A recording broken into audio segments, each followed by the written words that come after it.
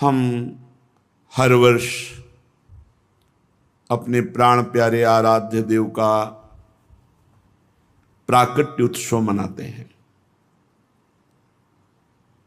आज करुणानिधान सर्वलोक महेश्वर भगवान परमात्मा परब्रह्म श्री कृष्णचंद्र जी यह करुणा करके समस्त जीवों को परमानंद प्रदान करने के लिए ही प्रकट हुए।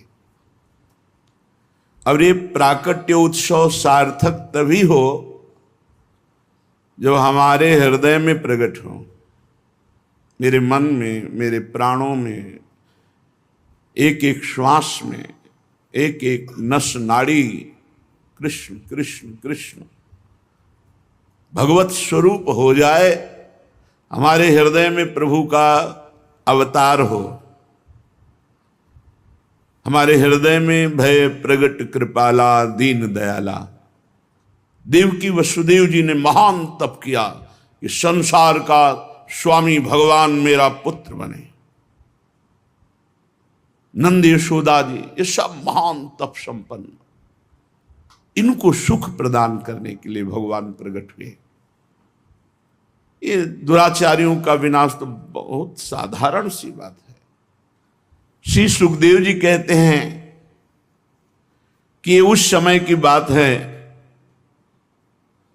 जब लाखों राक्षसों ने, असुरों ने, दैत्यों ने राजाओं का रूप धारण करके पृथ्वी में आतंक मचा रखा था। अहंकार से भरे हुए, बल से भरे हुए पृथ्वी को आक्रांत कर रखा था। आक्रांत पृथ्वी त्राण पाने के लिए रो रही थी। ये उस समय की बात है जब यदुवंशी राजा शूरसेन माथुर मंडल, शूरसेन मंडल का मथुरापुरी में रह करके शासन करते थे। ये मथुरा समस्त यदुवंशी नरपतियों की राजधानी थी। मथुरा में सदैव भगवान की उपस्थिति पाई गई है। मथुरा में सूर्य के पुत्र वसुदेव जी का विवाह देवकी जी के साथ हुआ। ये उस समय की बात है जब नवविवाहिता पत्नी देवकी को रथ पर विराजमान करके वसुदेव जी ले जा रहे थे। कंस बड़ा बलवान, स्वभाव में धूर्तता,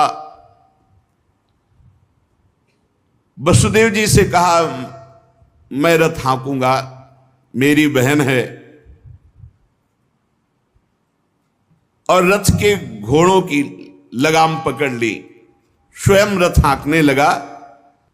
रथ चल पड़ा। जिस समय घोड़ों की लगाम पकड़कर कंस रथ हाँक रहा था, उसी समय स्पष्ट आकाशवाणी हुई, अरे मूर्ख, जिसको तू रथ में बैठाल कर लिए जा रहा है, उसकी 8वें गर्भ की संतान तुझे मार डालेगी। भोजवंश का कलंक आकाशवाणी सुनते ही कूद पड़ा रथ से, तलवार खींच ली और बाल पकड़े देवकी के। वसुदेव देवकी के लिए आदेश किया, तत्काल हथकड़ी बेड़ियों से जकड़ करके इनको कैद खाने में डाल दिया जाए और बहुत ही कठोर पहरा लगा दिया जाए। वर्ष वर्ष में जो संतान होती मारता गया, उसे हर बार शंका बनी रहती, पता नहीं वो भगवान किन बालक के रूप में प्रकट हो जाए।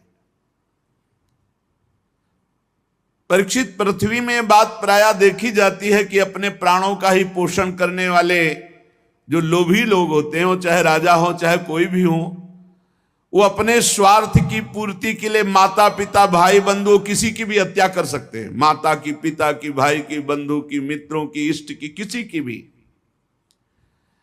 ऐसे स्वार्थी पुरुषों से कभी मित्रता नहीं रखनी चाहिए, इन्हें हानि ही होती है। जब कंस ने एक एक करके देवकी जी के 6 बालक मार डाले, तब देवकी के 7वें गर्भ में भगवान के अंश स्वरूप अनंत महिमा अनंत बलशाली भगवान शेष जी पधारे देवकी जी के गर्भ में।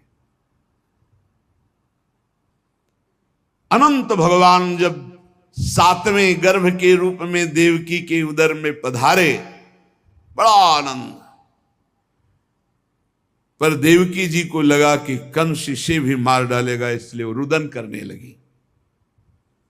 विश्वात्मा भगवान ने देखा कि माता को बहुत दुख है और यदुवंशियों को कंस सताए ही जा रहा है, तो अपनी योग माया का स्मरण किया और योग माया को आदेश किया, देवी कल्याणी तुम ब्रज में जाओ, वह प्रदेश ग्वालों और गौओं से सुशोभित है। वहां नंद बाबा के गोकुल में वसुदेव जी की पत्नी रोहिणी गुप्त रूप से निवास कर रही। उनकी और भी पत्नियां कंस के डर से गुप्त स्थानों में रह रही। इस समय मेरा महान अंश, जिसे अनंत शेष जी कहते हैं, देवकी के उदर में गर्भ रूप से विराजमान है। तुम जाओ वहां से उस गर्भ को रोहिणी के उदर में रखो। मैं स्वयं आ रहा हूं, अब विलंब सा आने जा रहा। अब मैं समस्त ज्ञान बल आदि अंशों के साथ देवकी का पुत्र बनूंगा और नंद बाबा की पत्नी यशोदा के गर्भ से तुम प्रकट हो। योग माया को आदेश किया। जब योग माया ने देवकी का गर्भ ले जाकर रोहिणी के उदर में रख दिया, तब समस्त द्वारपाल और सब जगह खबर पहुंच गई, गर्भ नष्ट हो गया देवकी। किसी को आंतरिक पता तो है नहीं।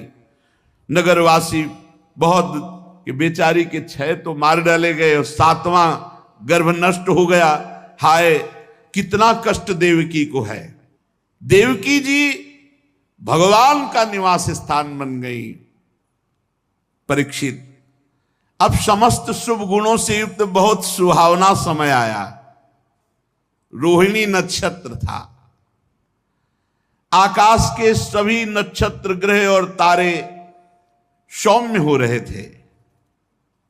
अब तो काले काले मेघ आकर मंडराने लगे और धीरे धीरे गर्जना करते हैं। भारी वर्षा प्रारंभ। जन्म मृत्यु के चक्र से छुड़ाने वाले जनार्दन भगवान का अवतार समय निशीत रात के 12 बजे।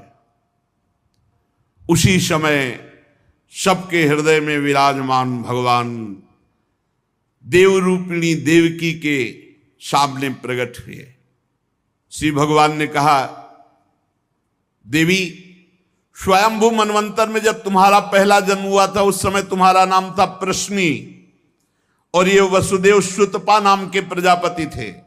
तुम दोनों के हृदय में बड़े ही शुद्ध भाव थे।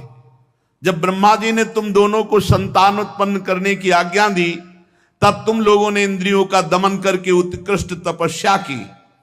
तुम दोनों ने वर्षा, वायु, घाम, शीत, उष्ण आदि काल के विभिन्न गुणों को सहन किया और प्राणायाम के द्वारा अपने मन के मल को धो डाला। तुम दोनों ने सूखे पत्ते खाकर फिर हवा पीकर केवल तपस्या की। अभीष्ट वर प्राप्त करने की इच्छा से मेरी आराधना की। कितना कठिन तप। मुझ में चित्त लगाकर ऐसा परम दुष्कर घोर तप करते हुए देवताओं के 12,000 वर्ष व्यतीत हो गए। पुण्यमयी देवी, उस समय मैं तुम दोनों पर प्रसन्न हुआ, क्योंकि तुम दोनों तपस्या, श्रद्धा, प्रेममयी भक्ति से अपने हृदय में नित्य निरंतर मेरी भावना की थी। जैसा मैं आज तुम्हारे सामने प्रकट हुआ हूं, ऐसा उस समय भी प्रकट हुआ था और तुमसे कहा वरदान मांगो। तब तुम दोनों ने कहा आप जैसा पुत्र मुझे चाहिए। तो मेरे जैसा तो सिर्फ मैं ही हूं। तो मेरे जैसा पुत्र, तो मैंने ये वरदान दिया कि मैं ही स्वयं तुम्हारा पुत्र बनकर आऊं।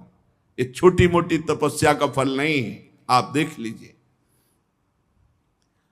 अगर आप जीवन भर रामकृष्ण हरि भगवान नाम जपते हुए भगवत प्राप्त हो जाते तो कितना सरल है, कितना सरल है इसीलिए धन्य है ये कलयुग जो कम समय में भगवत प्राप्ति, केवल भगवान नाम जप और थोड़ा सा केवल पापाचरण से अपने को बचा लो तो भगवत प्राप्ति हो जाएगी।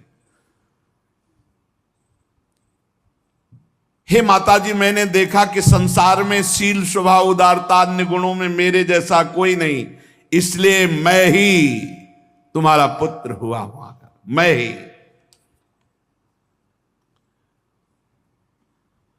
प्रश्न गर्भ से, वामन रूप से, और इस समय तुम देवकी वसुदेव हुए